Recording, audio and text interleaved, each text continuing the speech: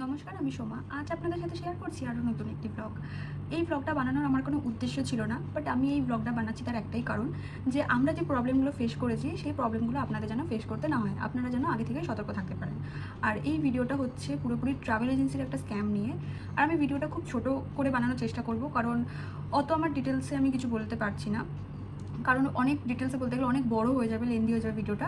তাই সে আমাদের সাথে কী কী করেছিল আর কীভাবে আমাদেরকে হ্যারাসমেন্ট করেছিল আমি এগুলোই ছোটো করে বলছি। তো আমরা অনেক দিন আগে, মানে আমরা অক্টোবরে ঘুরতে গেছিলাম।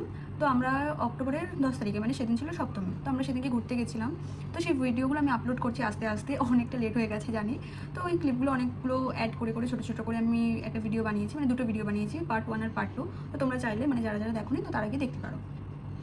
যাই হোক, তো মেন কথায় আসা যাক। তো আমরা যেহেতু মানে বেশ কিছুজন মিলে আমরা গেছিলাম সান্তাকফু, তো সেখানে আমরা মানে আমরা কীভাবে ট্রিপ নিজেরা অর্গানাইজ করবো, তো এটা ভেবে ভেবে তো আমরা একটা পোস্ট করেছিলাম ফেসবুকে, যে কোনো ট্রাভেল এজেন্সিকে আমরা বুক করবো বলে। তো যাই হোক, তো সেখান থেকে অনেকেই রেসপন্স করে, আমাদেরকে কমেন্ট করে। তো আমরা সেখান থেকে কিছু নাম্বার খুঁজে নিয়ে তো ফোন করে তাদের সাথে যোগাযোগ করি। তো শেষমেশ গিয়ে একজনকে আমাদের একটু বিশ্বাস বা একটা জেনুইন লোক বলে মনে হয়, আর তার বাজেটটা শুনে একটু ঠিকঠাক মনে হয়। তো ভালো কথা, তো আমরা তার সাথে দীর্ঘকাল একটুখানি কথা বলি, এই করি, দিয়ে তাকে আমরা ঠিকঠাক করি, মানে ফিক্স করি তার সাথে কথা, যে আপনি তাহলে অর্গানাইজ করুন আমাদের ট্রিপটা, আমরা এরকম ঘুরতে যেতে চাই। এবার সে আমাদেরকে একটা ট্রিপ অর্গানাইজ করে দেয়, মানে ফার্স্ট দিন বলে তুমলিং, তারপর হচ্ছে 2 দিন সান্দাকফু, আর হচ্ছে লাস্ট দিন হচ্ছে ধোত্রে। তো যাই হোক, তো আমাদের বেশ প্ল্যানটা ঠিকঠাকই লাগে, আর বাজেট যেহেতু সব থেকে বড় কথা, তো সেটা আমাদের পুরো ঠিকঠাক লেগেছিলো। তো বেশ কিছুদিন যাবৎ কথা বলার পর সে আমাদেরকে বলে যে সানরাইজে যে আপনাদের হোটেলটা বুক করে দেবো, মানে সরি, সান্দাকফুতে যে হোটেলটা বুক করে দেবো সানরাইজ, তো সেই হোটেলটা বেশ অনেকদিন আগে বুক করে নিতে হবে আপনাদের, কারণ ওখানে পরে আর বুকিং নেয় না, কারণ ওটা খুব তাড়াতাড়ি নাকি বুক হয়ে যায় ওই রুমগুলো, যেহেতু ওটা ওখানকার বেস্ট হোটেলের বেস্ট ভিউ আসে ওখান থেকে, তাই কারণে। তো আমরা এটা শুনে বলি যে না না, আমরা যেহেতু ফোনে একটু সার্চ ফার্চ করতাম, তো দেখতাম সানরাইজ হোটেলটা ওখানকার বেস্ট হোটেল, তো আমরাও চেয়েছিলাম যে না না, ওই হোটেলটাতেই থাকবো, আপনি ঠিক আছে তাড়াতাড়ি আপনি বুক করে দিন। তো উনি একটা পার হেড টাকা ধরে একটা অ্যামাউন্ট বলে যে এই টাকাটা আপনি তাহলে ফোনপে মানে পেমেন্ট করে দিন, আমি তাহলে রুমগুলো আগে বুক করে দেবো। তো আমরা বলি যে দেখুন, আপনাকে যে আমরা টাকাটা দেবো, আমরা তো আপনাকে আগে কোনোদিনও দেখিনি, তো আপনি এক কাজ করুন, আমাদের সাথে মিট করুন। তো উনি বলেন যে হ্যাঁ করবো, কিন্তু আপনারা আমার বাড়ি বাগুইহাটি, আপনি ওখানে চলে আসুন আমার বাড়িতে, ওখানে বসে কথাবার্তা হবে। তো আমরা ঠিক আছে, আমরা বলতে 3 জন গেছিলো, কুশল, ছোটু, ছোটকা। তো ওরা 3 জন মিলে ওনার বাড়িতে যায়, কথাবার্তা বলে, সব ঠিকঠাক লাগে। তো তারপর বাড়ি আসার পর সবার থেকে টাকা করে ওনাকে পেমেন্ট করা হয়। ঠিক আছে, তারপরেও ওনাকে অনেকবার কল করেছি, উনি কল যখনই করতাম ধরতো, নয়তো উনি কল ব্যাক করতেন, ঠিকঠাক ছিল সব কিছু। তারপর 10 তারিখ রাত্রে আমাদের ট্রেন ছিল। তো ট্রেন ছিল 10 তারিখ রাত্রে আমাদের ট্রেন ছিল কামরূপ। তো আমরা ওটা ধরে মানে এনজেপি যাবো আর কি। তো তারপরে বাকি টাকাটা, এর মাঝে ওনার সাথে দেখা হয়নি, আমরা আবার যাওয়ার সময় পাইনি ওনার বাড়ি বা ওনার সাথে দেখা করতে। তো উনি বলেন যে ঠিক আছে, আপনারা যেদিন যাবেন সেদিনকে আমাকে টাকাটা পেমেন্ট করে দেবেন। তো ওনাকে আমরা কল করি, তো উনি তারপর হাওড়া স্টেশনে আসেন, তারপরে এসে ওখান থেকে বাকি যেটুকু টাকা উনি পেতেন, তো সব টাকাটা ওনাকে আমরা পেমেন্ট করে দিই হাওড়া স্টেশনে। আর বাকি আমাদের কাছে একটু টাকা ছিল, যেটা হচ্ছে আমরা মানেভঞ্জন থেকে গাড়ি বুক করার জন্য রেখেছিলাম। তো উনি আগে সব বলে দিয়েছিলেন ওখানে ক্যাশ টাকা দিতে হয় কাউন্টারে। তো এগুলো আমি সব সান্দাকফু ভিডিওটাই বলেছি, তো আপনারা গিয়ে দেখে নিতে পারেন। যাই হোক, তো আমরা তারপর ট্রেনে উঠে তারপর এরকম যাই, আমাদের এনজেপিতে গাড়ি নিতে আসে, সব ঠিকঠাক ছিল। তো তারপর আমরা ধোত্রে যাচ্ছিলাম, মানে ফার্স্ট দিনকে আমরা যখন এনজেপি থেকে গাড়ি ছেড়ে দিয়েছি, আমরা যখন যাচ্ছি, এখান থেকে ওনার মেন জিনিসটা শুরু হয়। উনি আমাদেরকে হট করে ফোন করে বলেন যে দাদাভাই একটা এরকম প্রবলেম হয়ে গেছে, তো তুমলিংয়ে একটু রুম টুম নিয়ে একটু মানে ঝামেলা হয়ে গেছে, তো আপনারা এক কাজ করুন, আপনারা ফার্স্ট দিন ধোত্রে চলে যান। তো আমরা বলি যে আমরা প্রথমে একটুখানি করছিলাম যে ফার্স্ট দিনকে এরকম বলছে, মানে এরকম হলো। তো ভালো কথা, ধোত্রেতে নেমে আমরা যখন নামি মানে হোমস্টের সামনে, তো আমরা দেখি যে হোমস্টের নাম হচ্ছে অর্কিড ডেল হোমস্টে। এদিকে উনি আমাদের ফটো পাঠিয়েছিল শেরপা সিলেটের, যে ওখানে আপনাদেরকে রুম দেওয়া হবে, ওখান থেকে কাঞ্চনজঙ্ঘার ভিউ আসে, এই সব বলে উনি আমাদেরকে ফটো পাঠিয়েছিলেন, সব কিছু ডিটেলসে বলেছিলেন। তো আমরা যখন নামি, তো দেখি যে এইরকম হোটেল, তো আমরা তো একটু অবাক হয়ে যাই যে আমাদের তো এই হোমস্টেতে তো রুম দেওয়ার কথা ছিল না, তো হঠাৎ করে এই হোমস্টেটা। তো তারপর ওনার সাথে যোগাযোগ করা হয়। তো উনি বলেন যে দাদাভাই এরকম শেরপা সিলেটে আমি লোক পাঠিয়েছিলাম, মানে উনি আমি কোনো পার্টি পাঠিয়েছিলেন, তো তাদের সাথে নাকি ওখানে কিছু ঝামেলা বা ঝগড়া কিছু একটা সামথিং হয়েছিল। তো তাই কারণে নাকি উনি আর চান না যে মানে উনি যে লোক পাঠাবেন মানে তাদের কাউকে শেরপা সিলেটে পাঠাবে না। তো তাই কারণে নাকি আমাদেরকে ওই অর্কিড ডেল হোমস্টে, ওই হোমস্টেটাই আমাদের রুম দিয়েছে। তো আমরা ঢুকে দেখি যে ঠিকই আছে, মোটামুটি পরিষ্কার, আর ওখানকার লোকজনের ব্যবহার তো এমনি খুব ভালো, খুব কাইন্ড ওনারা। তো ঠিকঠাকই ছিল, আমরা অত কিছু মাথা ব্যথা করিনি যে হতেই পারে এরকম প্রবলেম, ঠিক আছে আমরা তো ঠিকঠাকই আছি, আর ঠিকঠাকই মানে হোমস্টেটার লোকজনের ব্যবহারও খুব ভালো, তো আমরা ওসব নিয়ে অত মাথা ব্যথা করিনি। তো পরের দিনকে আমাদের গাড়ি নিতে আসে ধোত্রে থেকে মানেভঞ্জন অবধি, কারণ মানেভঞ্জন থেকে গাড়ি চেঞ্জ করে যেহেতু আমাদের সান্দাকফু যেতে হবে, তাই কারণে। তো ঠিক আছে, তো তারপর গাড়ি নিতে আসে আমরা মানেভঞ্জন, ওখানে একটু আমাদের মিসআন্ডারস্ট্যান্ডিংয়ের জন্য আমাদের একটুখানি সাফার করতে হয়েছিল, একটু না অনেকটা সাফার করতে হয়েছিল। তো তারপরে আমরা আবার মানে সান্দাকফু পৌঁছাই। সান্দাকফু পৌঁছাতে আমার একটা মানে রাত হয়ে গেছিলো, মানে 9টা এরকম বেজে গেছিলো।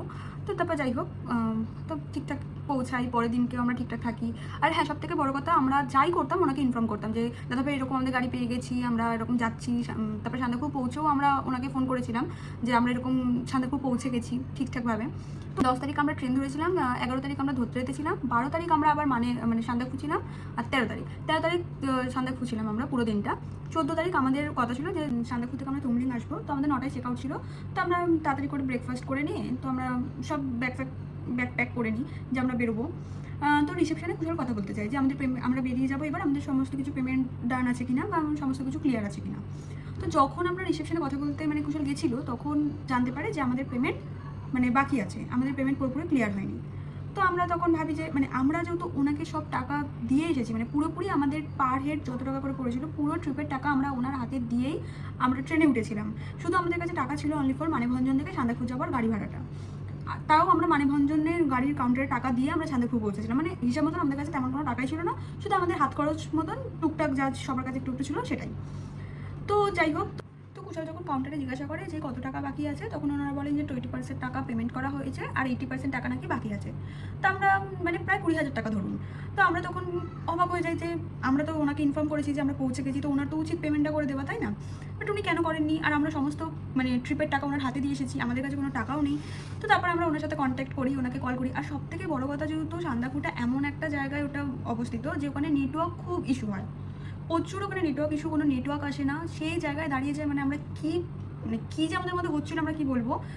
কিন্তু সত্যি মানে ভগবান যখন সব দিক বন্ধ করে দেয়, কিন্তু একটা দিক খোলা রাখে, ওটা নিজেদেরকে খুঁজতে হয় আর কি সেই বিপদ থেকে বেরোনোর জন্য।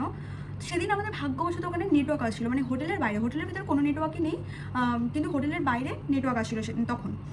মানে কারোর ফোনে ধরুন আসছে, আবার কারোর ফোনে মানে সব ফোন থেকে ওনাকে ফোন করা হচ্ছিলো, মানে যার ফোনে যখন নেটওয়ার্ক পাওয়া যাচ্ছিলো তো সেই ফোনে তখন তার মানে সেই ফোন থেকে তখন তাকে কল করা হচ্ছিলো। যখন ওনাকে কল করা হয় যে দাদা ভাই আপনি কেন টাকাটা পেমেন্ট করেননি, আমরা তো এরকম রুম মানে এখন ছেড়ে যাচ্ছি, মানে যাবো তুমলিং, তো ওনারা তো আমাদের বেরোতে দিচ্ছে না, তো আপনি তাদের করে পেমেন্ট করে দিন। উনি তখন আমাদেরকে বলেন হ্যাঁ হ্যাঁ পেমেন্ট করে দিচ্ছি, দেন 5 মিনিট। তখন প্রায় কটা বাজে, 8:30 থেকে 8:45 হয়তো বাজে এরকম। তো ওনাকে বলা হয় যে হ্যাঁ হ্যাঁ পেমেন্ট করে দিচ্ছি, কোনো অসুবিধা নেই, এক্ষুনি পেমেন্ট হয়ে যাবে, এসব উনি বলেন।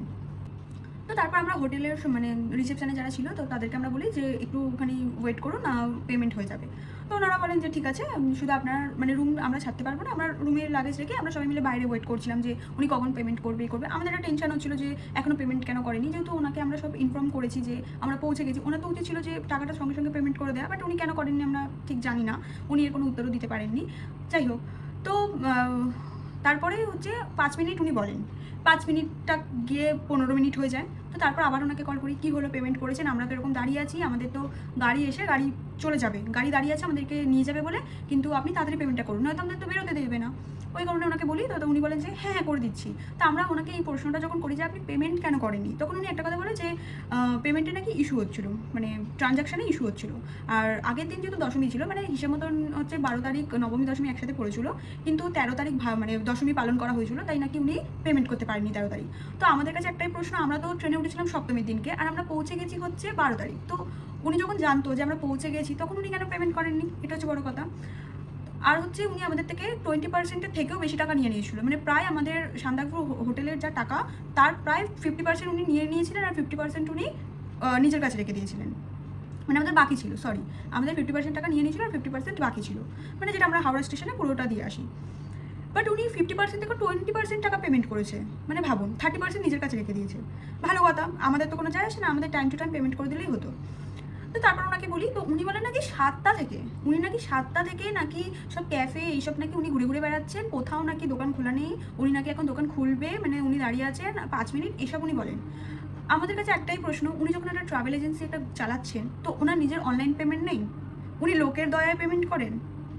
ওনার নিজস্ব নাকি কোনো অনলাইন ট্রানজাকশানই নেই, উনি নাকি কিছু অনলাইন করেন না, ওনার বন্ধুর থেকে করেন, কখনো ক্যাফ থেকে করেন, এটা আমি প্রথমবার শুনলাম। বাট যখন আমরা ফোনপে করেছিলাম তখন ওনার অ্যাকাউন্টে করেছিলাম, ওনার নাম্বারে, তাহলে মানে কতটা চিটার। তো যাই হোক, আমাদেরকে টাইম দেয় 10 মিনিট, 5 মিনিট, 15 মিনিট, মানে এগুলো শুনলে লিটারালি ভয় লাগে, মানে কেউ। তো যাই হোক, তো তারপরে আমরা ওয়েট করি, ঠিক আছে হচ্ছে না, পেমেন্ট হচ্ছে না, তো এই হচ্ছে না, সেই হচ্ছে, উনি হাজার একটা এক্সকিউজ দিতে থাকে। লিটারালি আমরা বিরক্ত হয়ে যাই, মানে গাড়ি আমাদের যে দাঁড়িয়ে ছিল আমাদের নিয়ে যাবে বলে, সে অন্য কোনো পার্টি পেয়ে সে নিয়ে চলে যায়, মানে আমাদের গাড়িও চলে যায়। স্বাভাবিক, এখানে পেমেন্টের ইস্যু হয়েছে, কোনো গাড়ি তো আমাদের জন্য ওয়েট করে থাকবে না, তো সে প্যাসেঞ্জার পেয়ে গেলে সে চলে যাবেই। আবার আমরা দাঁড়িয়েই আছি, বাইরে কন্টিনিউ আমরা দাঁড়িয়েই আছি, কারণ রুমের ভেতরে ঢুকলাম কোনো নেটওয়ার্ক পাওয়া যাবে না, এই ফোন সেই ফোন ওই ফোন থেকে আমরা কন্টিনিউ আমরা ফোন করতে থাকি। উনি সেই 5 মিনিট, দাদা ভাই আমি চেষ্টা করছি, এত ইরিটেট লাগছিল আমাদের, মানে ওনাকে তো বোঝাতে পারছিলাম না, জানি না উনি আদৌ ক্যাফে দাঁড়িয়েছিলেন না উনি ঘরের বসে চা খেতে খেতে এইসব কথাগুলো বলছিল। তো তারপর ওই সানরাইজ হোটেলের যারা মানে রিসেপশনে যারা বসেছিলেন, ওনার বা অ্যাসিস্ট্যান্ট কেউ একজন হবে, মানে দুজন ছিল, তো ওনারাও অব্দি ওনাকে ফোন করে যে এখানে এত লোক আসে, এত ট্রাভেল এজেন্সি আমাদের রুম বুক করে, কই কারোর ট্রানজ্যাকশানে এরকম প্রবলেম হয় না, আপনার কেন হচ্ছে, মানে এতটা উনি নির্লজ্জ। ওদেরকেও উনি বলেন যে হ্যাঁ হ্যাঁ হয়ে যাবে, 5 মিনিট দাঁড়ান। তো আমরা 5 মিনিট দাঁড়িয়ে যে ছিলাম, তো ওনাদের সাথে কথা বলি যে উনি নাকি এর আগে, মানে ওনার নামটা বলি, বলে আমরা বলি যে এই নামে কি এখানে কোনো রুম মানে আগেও এরকম কেউ বুক করেছে, এরকম ট্রাভেল এজেন্সি কোনো? তো তারা বলে যে না, এর নামে কোনোদিনও আমরা দেখিনি যে কোনো রুম বুক হয়েছে বা কিছু। ভালো কথা। তো কিন্তু উনি আমাদেরকে বলেন যে এর আগে নাকি উনি বেশ কয়েকবার নাকি সান্তাফুতে ট্রিপ করিয়েছেন, জানি না কার বিজনেস কে চালাচ্ছে। যাই হোক, আমরা ওনাকে চিনি, ওনাকেই বলবো। যাই হোক, ওনার সাথে কথাবার্তার কোনো ইচ্ছাই করছিল না, আমরা নিজেরাই চেষ্টা করছিলাম যে আমরা কীভাবে কি ওই পুরো টাকাটা, কুরিয়ার টাকাটা আমরা কীভাবে অ্যারেঞ্জ করবো। তো যার কাছে যতটা ক্যাশ ছিল ক্যাশ দেওয়া হয়েছে, হোটেলের ওয়াইফাই নিয়ে ওখানে কানেক্ট করে আমরা কিছু টাকা ওনাকে অনলাইন পেমেন্ট করে আর কিছু টাকা ক্যাশ দিয়ে আমরা হোটেল থেকে বেরোই। বেরোনোর পর কোনো গাড়ি ছিল না, যেই ভাইয়াটা আমাদের সান্দাকফু নিয়ে গেছিলো, তো সেই ভাইয়াটাই সাথে দেখা হয়, সে নতুন কোনো পার্টি নিয়ে ওপরে উঠেছিল, তো তার সাথে দেখা হয়, তো সে আমাদেরকে হাত নেড়ে দাঁড়াতে বলে। তো তারপরে সে কিছুক্ষণ পর ঘুরে আসে, তো সেও এসে কিছুক্ষণ ওয়েট করেছিল আমাদের জন্য, প্রায় 1 ঘন্টা মতন সেও ওয়েট করেছে, মানে সেই মানুষটার মতো মানুষ বলে আমাদের জন্য ওয়েট করেছিল, কারণ তার আগের গাড়িটা চলে গেছে। তো সে আমাদের সাথে ওয়েট করার পর আমাদেরকে নিয়ে তারপর তুমলিং আসে। তুমলিং আমরা পৌঁছাই, তুমলিং পৌঁছাতে প্রায় 1টা কি 1:30 এরকম মতন বেজে গেছিলো। আমরা আসার পথে কোনো সাইড সিনে দাঁড়াতে পারিনি, মানে কালীপক্ষী বা এই জায়গাগুলো দাঁড়াতে পারিনি, কারণ কি বেলা হয়ে গেছে, মেঘ বেড়ে গেছে, পুরো মেঘে ঢেকে গেছিলো। সকাল সকাল বেরোলে হয়তো সমস্ত কিছু স্পটে দাঁড়াতে পারতাম, আর দাঁড়াতে হলে তো আমরা তুমলিং পৌঁছাতে পারতাম না, পুরো সন্ধ্যা হয়েছে, তা তুমলিংটা ঘুরতে পারতাম না, কারণ পরের দিনে আবার আমাদের ওখান থেকে গাড়ি ছিল এনজিবির আসার জন্য। তো মানে পুরো সেই দিনটা আমাদেরকে সেই দিনটা ওনার জন্য পুরোপুরি আমাদের গেল নষ্ট হয়ে, মানে হাফ বেলাটা। তারপর আমরা তুমলিং পৌঁছাই, দিয়ে তারপরে এটাও ওনাকে বলে দিই যে আমরা তুমলিং পৌঁছে গেছি, আপনি কুরিয়ার টাকাটা কিছুভাবে আমাদের ফোনপে করুন, মানে আমাদের টাকাটা আমাদের ফিরিয়ে দিন, কারণ আমরা অন্য লোকের থেকে ধার নিয়ে আমরা পেমেন্ট করেছি, ওনাকে তো মানে যাদের থেকে নিয়েছি ধার তাদের তো দিতে হবে, তো আপনি টাকাটা পেমেন্ট করুন। উনি বলেন যে হ্যাঁ হ্যাঁ রাত্রের মধ্যে করে দেবো। তা আমরা ওনাকে বারবার করে ফোন করে বিরক্ত করেছি, মানে চেয়েছি টাকাটা, কারণ ওনার যে স্বভাব বুঝে গেছি আমরা, তো আমরা বারবার করে ওনাকে বিশ্বাস করতে পারছি না, তো চেয়েছি। তো তারপর আমরা লাঞ্চ ফাঞ্চ করে আমরা ঘুরতে বেরিয়ে যাই, তো একটুখানি তুমলিংটা ঘুরে টুরে আমরা ওনাকে বলি, মানে তুমলিংয়ে যে ওনার ছিল একটা দিদি, তো তাকে বলি যে দেখুন আমাদের সাথে সান্দাকফুতে এইগুলো উনি করেছেন, তো আপনি কোনোভাবেই, মানে আমরা তো কাল সকালে বেরিয়ে যাবো, তো আপনি এক কাজ করবেন, আজ রাত্রের মধ্যে আপনি আপনার পেমেন্টটা চেয়ে নেবেন। ওনাকেও পেমেন্ট করেনি, চেয়ে নেবেন। তো উনি বলেন যে হ্যাঁ পেমেন্ট তো মানে পার্টি বেরিয়ে যাওয়ার পর অনেক টুরিস্ট আছে, মানে অনেক ট্রাভেল এজেন্সি আছে যে যারা পেমেন্ট করে। তাহলে দেখুন কোন ট্রাভেল এজেন্সি কী করে আমাদের জানার দরকার নেই, এই ট্রাভেল এজেন্সিকে বিশ্বাস করবি না, কারণ আমাদের সাথে এরকম করেছে, আমরা বেরিয়ে যাওয়ার পর আপনাদের যদি টাকা না দেয় তাহলে আমরা কোনোভাবে দায়ী থাকবো না। তো এই দিদিটা বলে যে হ্যাঁ এরকম তো অনেকেই করেছে, যে পার্টি বেরিয়ে যাওয়ার পর ট্রাভেল এজেন্সি কোনো টাকা দেয়নি। তো আমরা বলি যে আমাদের সানরাইজ এরকম হয়েছিল আমাদের সাথে, তো আপনি টাকাটা চেয়ে নিন, আমরা থাকতে বলুন আমরা ঠিকঠাক আছি, ভালো আছে, আমরা পৌঁছে গেছি, তো আপনি টাকাটা চেয়ে নিন। তো উনি তুমলিংটা যেহেতু একটু নেপালের মধ্যে পড়ে, তাই ওনারাও হয়তো হোয়াটসঅ্যাপ কল বা এরকম কিছু একটা করে, তো ওনারাও কল ফল করে যাই হোক ওনার থেকে টাকাটা রাত্রেও হয়তো উনি পেমেন্ট করে দিয়েছিলেন টাকাটা তুমলিংয়ের যে ওনার ছিল দিদিটাকে। তো ঠিকঠাক। আর একটা কথা, উনি যখন আমরা 5 মাস আগে তো কমসে কম আমরা সানরাইজ হোটেলের জন্য আমরা টাকা দিয়েই দিয়েছিলাম, তখন উনি বলেছিলেন যে আমাদের নাকি কাঞ্চনজঙ্ঘা ভিউয়ের রুম থাকবে, আবার নাকি মাউন্ট এভারেস্ট ভিউয়েরও নাকি রুম থাকবে। বাট আমরা যখন পৌঁছাই আমাদের কোনো ভিউয়ের রুমই ছিল না, কারণ যে এরকম 20% টাকা দিয়ে কোনো রুম বুক করে আমার তো মনে হয় না এরকম ভিউয়ের রুম পাওয়া যায় বলে, এটা আমরা পরে বুঝেছি। তো যাই হোক, তো এটাও উনি ওনাদের নামে দোষ চাপিয়ে দেয় যে উনি আগে বলেছিলেন, বাট হয়তো হোটেল ওনাররা মানে যারা ছিল তারা হয়তো আমাদের দেয়নি, ঠিক আছে, বাট পরে বুঝে গেছি কে কেমন। তো তারপর তুমলিংয়ে যখন পৌঁছায়, তুমলিংয়েরও যেই হোটেলটা দেওয়ার কথা ছিল সেই হোটেলটা দেয়নি, অন্য একটা পাশে হোটেল দিয়ে দিয়েছে।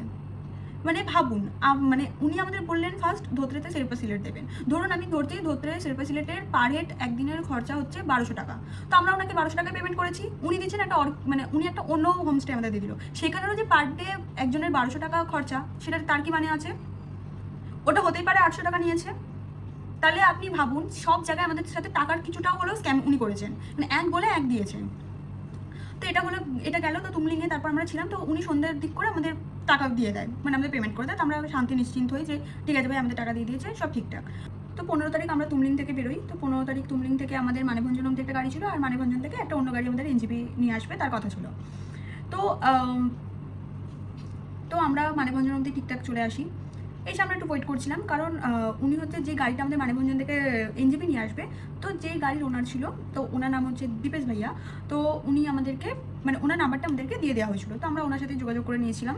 তো উনি আমাদেরকে বলে যে মানে ওনার স্বয়ং আসার কথা ছিল, বাট উনি আমাদেরকে বলেন উনি একটা পার্টি নিয়ে গেছে, তো উনি উনি আসতে পারবে না, অন্য কোনো গাড়ি পাঠাচ্ছে। তো আমরা বেশ ভালো একটা অন্য গাড়ি আসে, তো আমরা সেই গাড়িতে উঠে পড়ি। তো আমরা উঠে পাইন ফরেস্ট পড়ে একটা, মানে কিছুটা মানেভঞ্জন থেকে নিচের দিকে নামতে একটা পাইন ফরেস্ট পড়ে, আমার ঠিক জায়গাটার নাম জানি না আমি। তো সেই জায়গাটা অবধি আসার পর তো গাড়ির ওনার মানে যে গাড়িটা চালাচ্ছিলেন, যে ড্রাইভার দাদা ছিলেন, তো উনি আমাদের থেকে পেমেন্ট চান। বলে যে এরকম পেমেন্ট হয়নি, মানে উনি যে গাড়িটা নিয়ে এসেছেন আমাদের এনজিপি নিয়ে যাচ্ছে সেই গাড়িটার পেমেন্ট। উনি বলেন আমাদের তো এরকম পেমেন্ট হয়নি, তো পেমেন্টটা কি আপনারা ক্যাশ দেবেন? অনেকেই আছে যে মানে অনেক ট্রাভেল এজেন্সি বলে দেয় যে আপনারা ক্যাশ দিয়ে দেবেন, তো উনি হয়তো সেটাই ভাবেন। তো আমরা বলি যে না, আমরা তো সমস্ত পেমেন্ট এগুলো করে এসেছি, তো আমরা কোনো ক্যাশ দেবো না। তো আপনি এক কাজ করুন, যে গাড়ির ওনার আছে মানে দীপেশ ভাইয়া, আপনি ওনার সাথে যোগাযোগ করে নিন, হয়তো ওনাকে পেমেন্টটা করা হয়েছে। তো উনি তারপর ওই দীপেশ ভাইয়ের সাথে যোগাযোগ করে নেয়। তো দীপেশ ভাইয়া তখন বলে যে না, পেমেন্ট হয়নি, আমাদের সাথে পেমেন্ট করতে, বা যে ট্রাভেল এজেন্সিকে আমরা বুক করেছি সেই ট্রাভেল এজেন্সির সাথে আমাদের কথা বলতে।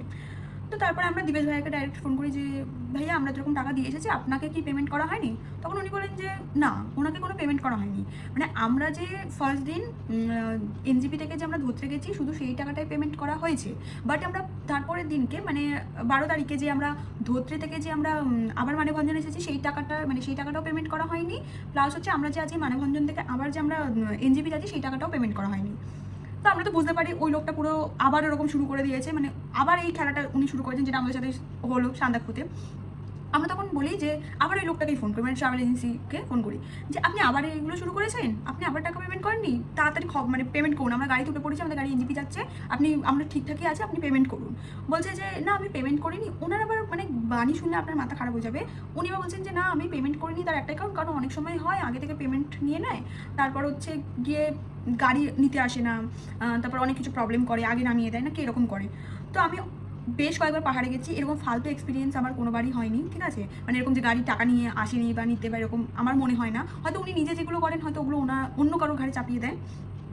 যাই হোক, সব জায়গাতেই কেউ না কেরকম অসভ্য অভদ্র লোক থাকে স্ক্যাম করার জন্য। যাই হোক, তো তো আমরা তারপর ওনাকে এরকম বলি, উনি তো কি বলবো, মানে ওনাকে মানে फैमिली देखती है, वरना मैं ऐसे ऐसे गाली दूं, ऐसे ऐसे गाली दूं ना, जिंदगी भर याद रखें ये बड़े। মানে কোনো কোনো ভাষাই নেই যে ওনাকে ব্যাখ্যা করার মতন।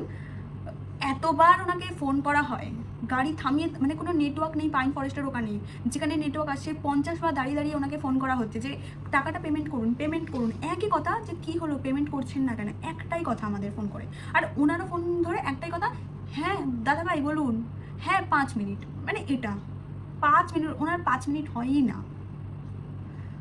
আবার আমরা ঠিক আছে গাড়ি যাচ্ছে যাচ্ছে যাচ্ছে, তো যে ড্রাইভার দাদা ছিল সেই ড্রাইভার দাদা বলে যে এক কাজ করুন, আপনারা পেমেন্ট করুন। ভাবুন, আমরা লোকের থেকে ফার্স্ট কথা টাকা নিয়ে পেমেন্ট করে দিয়েছিলাম, আবার এখানে টাকা মনে হয় 6,000 টাকা সামথিং এরকম কিছু একটা, বা 4,000 টাকা, ঠিক এরকম কিছু একটা টাকা ওনারা পেতো, মানে ড্রাইভার দাদাটা। তো সে বললো কি যে পেমেন্ট করুন আপনারা।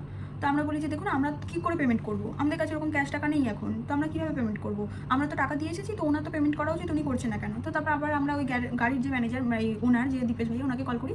তো উনি বলেন যে দেখুন, আমি তো কোনো টাকা পাইনি, আমি কী করে ড্রাইভারকে পেমেন্ট করবো, তাই না? তো আপনারা যাচ্ছেন, আপনাদের কাছে যদি ক্যাশ থাকে তো মানে আপনারা পেমেন্ট করে দিন, আর নয়তো ওই ট্রাভেল এজেন্সিকে ফোন করুন। তো উনি ট্রাভেল এজেন্সি তো মানে কান কাটা, তো মানে বাধ্য হয়ে আমি এই ভাষাটা বললাম, উনি কানে শুনতে পান না, হ্যাঁ ওনার কিছু প্রবলেম আছে কানে।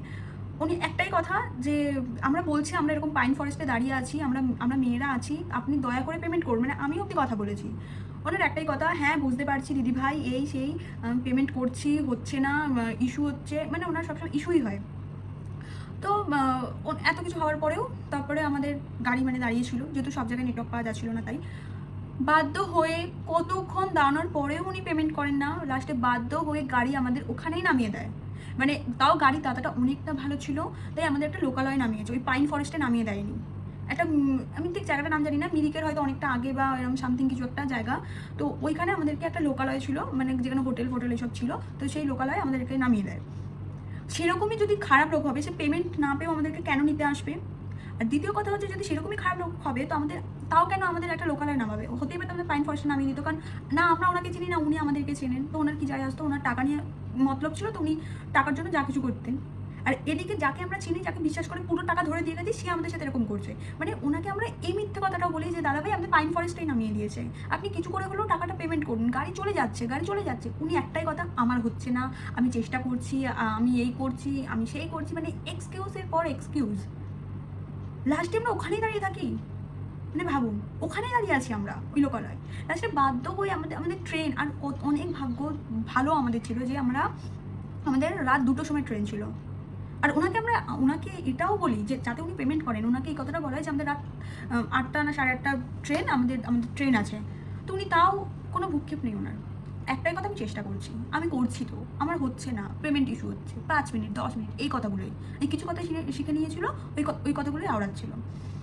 লাস্টে বাধ্য হয়ে আমরা দীপেশ ভাইয়াকে ফোন করি যে ভাইয়া আমাদের সাথে এই হয়েছে, আমরা এরকম ট্রাভেল এজেন্সি এরকম আমাদেরকে ফাঁসিয়ে দিয়েছে, আপনি কিছুভাবে গাড়ি ঠাড়ি পাঠান, কারণ আমরা আর কী করবো। তো উনি বলেন, মানে ওই দাদাটা বলেন যে ঠিক আছে দাঁড়াও, আমি এরকম পার্টি ছেড়ে দিয়ে আমি আসছি, তোমরা একটু ওয়েট করো। যেহেতু আমাদের ট্রেনটা অনেকটা মানে রাত্রে ছিল, তাই আমাদের কোনো খুব একটা অসুবিধা হয়নি। তো এরকম, কিন্তু দীপেশ ভাই একটা কথা বলে যে আমি যে আসছি এই কথাটা যেন আমরা ট্রাভেল এজেন্সির দাদাকে না বলি। তো তারপরে যাই হোক, ট্রাভেল এজেন্সির সাথে আমরা ওই দীপেশ ভাইয়ার একটা কনফারেন্স কল করাই। তো উনি বলেন যে, মানে দীপেশ ভাইয়া বলে যে গাড়ি নিয়ে আসবো, কিন্তু মানে হয়তো ওনাদের কিছুটা পেমেন্টের ওনার সাথে ওনার ব্যাপার ছিল, যে পেমেন্ট বেশি লাগবে বা কিছু, যাই হোক। তো সেটা ওনাদের ব্যাপার, আমাদের তো কোনো ব্যাপার নয়। তো ওনার সাথে কথা বলিয়ে দিই। তো তারপরে দীপেশ ভাইয়া আমাদেরকে গাড়ি নিয়ে পিক আপ করতে আসে। বাট আমরা ওনাকে বলেছি অন্য গাড়ি পেয়েছি, কিন্তু মানে অন্য ড্রাইভার এসেছে, স্বয়ং যে দীপেশ ভাইয়া এসেছে এই কথাটা আমরা ট্রাভেল এজেন্সি দাদাটাকে বলিনি। কারণ আমাদেরকে ড্রাইভার যে আমাদেরকে বাঁচাতে এসেছিলো সেই আমাদেরকে বারণ করেছিল ফার্স্টে বলতে, তাই আমরা এই কথাটা বলিনি। তো তারপর আমরা ওই লোকালয়টা থেকে আমাদের তারপর দীপেশ ভাইয়া পিক আপ করতে আসে, দিয়ে তারপর আমরা যাই ওনার সাথে। তো তারপরে উনি মানে দীপেশ ভাইয়া আমাদেরকে বলে যে এই লোকটা কে হয়। তো আমরা বলি আমাদের কেউ হয় না, আমরা এরকম পোস্ট করেছিলাম, তো ওখান থেকে ওনার নাম্বার পেয়েছি, তো ওখান থেকে ওনাকে বুক করা হয়েছে।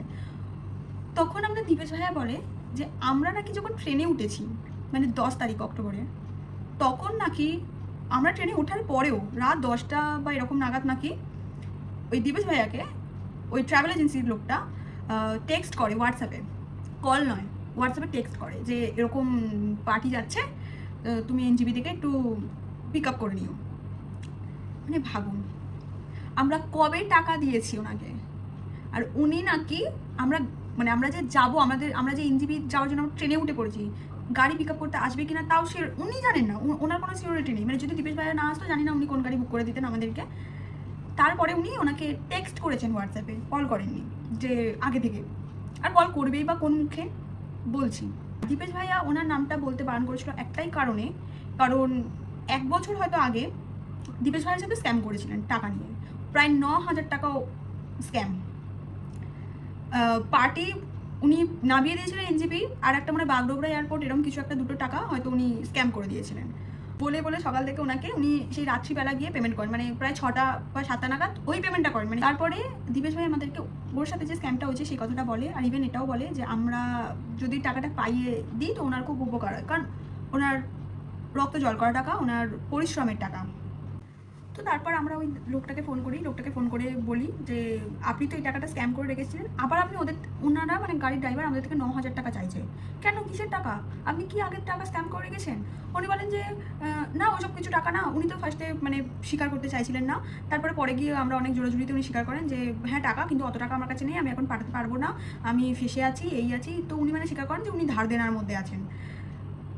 তো তারপর আমরা ওনাকে বলি যে দেখুন, একটা গাড়িতে এসেছে, এই গাড়িটাও এবার যদি আমাদেরকে নামিয়ে দিয়ে চলে যায় তা আমরা কী করব, আমাদের তো ট্রেন আছে, আমাদের ট্রেন চলে যাবে। তখন 7টা বাজে, ওনার তো কোনো ব্যাপার না ভাই, উনি চিল করছিলেন হয়তো, বা উনি টেনশন করছিলেন, জানি না, যা হোক কিছু করছিলেন। তো আমরা ওরকম ওনাকে আবার কল করতে থাকি, মানে ব্যাপারটা এতটা ইরিটেটিং, মানে আমরা বলতেই কতটা বিরক্ত লাগছে, তাহলে আমরা এই সিচুয়েশানটার মধ্যে দিয়ে আমরা মানে গেছি, মানে এই সিচুয়েশানটা আমরা সাফার করেছি। সো কতটা ইরিটেট হয়েছি আমরা ওই দিনটা, আজ পর্যন্ত জীবনে আমি এতটা ইরিটেট হইনি। উনি ঘ্যাটারার মতন বলেই যাচ্ছিলেন 5 মিনিট।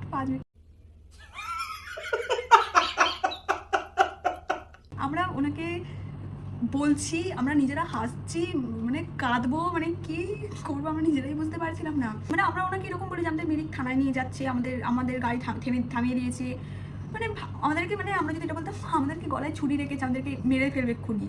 ও তাও বলতো যে তোদের মেরে দিক, আমি টাকা দিতে পারছি না। মানে কি বলবো, মানে ওনার বিহেভিয়ারটা এরকম ছিল যে আমরা যাই বলছি উনি একটাই কথা যে উনি জানেন যে উনি 5 মিনিটে পেমেন্ট করতে পারবেন না, উনি 10 মিনিট কেন, ওনাকে 50 মিনিট দিলেও উনি পেমেন্ট করতে পারবেন না, কারণ ওনার কাছে টাকাটাই নেই। তার কারণে উনি তাও ওইগুলো বলে যাচ্ছিলেন, মানে আমাদেরকে হয়তো সান্ত্বনা দিচ্ছিল, বাট আমরা তো একটু হলেও বুঝি কোনটা সান্ত্বনা আর কোনটা কি। উনি আবার এটাও বলেন যে তোমরা পেমেন্ট করে দাও, মানে উনি আগে থেকে টাকা স্ক্যাম করে রাখবেন, তারপর যে ট্রাভেলাররা যারা যাবে আর কি পরে পার্টি, তো তার ধারগুলো তারা মেটাবে আর কি, মানে উনি স্ক্যাম করে রাখবেন আর ওনার স্ক্যামের টাকাগুলো নাকি অন্য লোকেরা গিয়ে দেবে। মানে কতটা আজব হতে পারে, মানে সত্যি कैसे कैसे लोग रहते हैं यार यहाँ पर। যাই হোক, তারপরে আমরাও বলি যে আমরা বুঝে গেছিলাম যে ওনাকে যাই বলি উনি কোনোভাবেই টাকা দেবেন না, তাই আমরা লাস্টে বাদ এটাই বলি যে ঠিক আছে আপনার ওই টাকাটা আমরা দিয়ে দিচ্ছি, আপনি আমাদের টাকাটা পেমেন্ট করে দেবেন। তো উনি বলেন যে আচ্ছা ঠিক আছে তাই।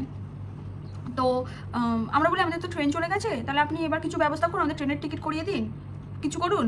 তো উনি বলেন যে হ্যাঁ ডিটেলস দাও, করে দিচ্ছি বাসের টিকিট, কিন্তু কোনোভাবে কোনো টিকিটই উনি আমাদের করে দেয় না। তো আমরা ওনার সাথে একটুখানি কী আর বলবো, যাই হোক। তো আমরা বাধ্য হয়ে লাস্টে আমরা এনজিবিএসে সবাই সবার ফোন বন্ধ করে দিই যে দরকার নেই ভাই, আর কোনোভাবে এর ওই 5 মিনিট শুনতে আমরা আর পারছি না। তো আমার তো লাস্টে জ্বর চলে এসেছে এনজিবিতে এসে, মানে এনজিবিতে নেমে আমার জ্বর চলে এসেছিলো, আর মানে মাথা ব্যথা শুরু হয়ে গেছিলো ওনার সাথে তো ভাট বুকে, আর তারপরে জ্বর চলে এসেছিলো। যাই হোক, আমি শুধু একটাই কথা বলতে চাই যে এই বাবা কত अच्छा আমি সবশেষে একটাই কথা বলতে চাই যে যারাই ট্রাভেল এজেন্সির বিজনেসগুলো করেন, মানে সবাই নয়, কিছু লোক যারা এই স্ক্যামগুলো করেন, তো শুধু একটাই কথা বলতে চাই তাদের উদ্দেশ্যে যে যারা আপনাদেরকে বুক করছে, যারা আপনাদের উপর বিশ্বাস ভরসা রেখে আপনাদের এতগুলো টাকা দিয়ে তারা ঘুরতে যাচ্ছে, তাদের সাথে প্লিজ এই স্ক্যামগুলো করবেন না।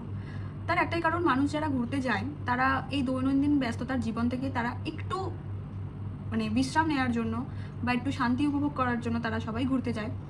তো তার মধ্যে যদি আপনারা এইভাবে স্ক্যামগুলো করেন, এটা একদমই উচিত নয়, কারণ সে তার টাকা জমানো টাকা হোক বা মানে আর্ন করা টাকা আপনাকে দিয়ে আপনার উপর বিশ্বাস রেখে সে একটা আপনার একটা অর্গানাইজ করার ট্রিপে এসে যাচ্ছে, এরপরেও যদি এইভাবে তাদেরকে ঠকান, এইভাবে তাদেরকে বিপদে ফেলেন, যেখানে নেটওয়ার্ক নেই, কোনোভাবে সে অন্য কারোর সাথে যোগাযোগ করতে পারবে না, সেখানে তার অন্য কোনো কী বলবো গার্জেন নেই, হয়তো অনেকেই আছে সোলো ট্রাভেল করে, তো প্লিজ এগুলো করবেন না।